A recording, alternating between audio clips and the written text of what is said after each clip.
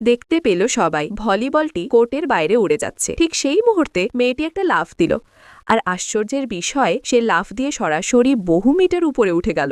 একই সঙ্গে সে বলটিকেও ফিরিয়ে আনলো। এই দৃশ্য দেখে খেলোয়াড়রা হতবাক, কোচও বিশ্বাস করতে পারছিলেন না তার এই এক লাফেই হারা ম্যাচটা মুহূর্তে জিতে যাবে।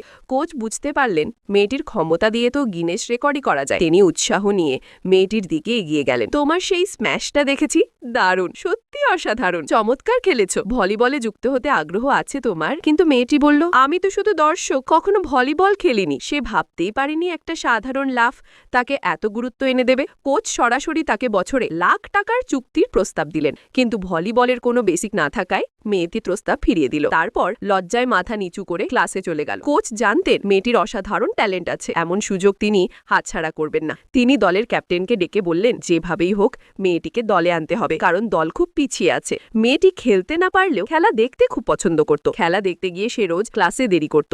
বিকেলে ক্যাপ্টেন তাকে অনুসরণ করে ক্লাসে এলো, আবার দলে যোগদানের প্রস্তাব দিল, কিন্তু মেয়েটি আবারও না বলে দিল। আমি কোনোদিন ভলিবল খেলতে চাইনি, যাদের আগ্রহ আছে তাদের খুঁজুন, আমার সময় নষ্ট করবেন না। এত ভালো খেলোয়াড় হাতছাড়া হবে ক্যাপ্টেন মানতে পারছিল না। সে বলল, আমার মনে হয় তুমি ভলিবল ভালোবাসো, একটা কাজ করি, আমরা দুজন প্রতিযোগিতা করি, তুমি জিতলে আর কখনো তোমাকে বিরক্ত করব না। ক্যাপ্টেনকে চুপ করাতে মেয়েটি রাজি হলো।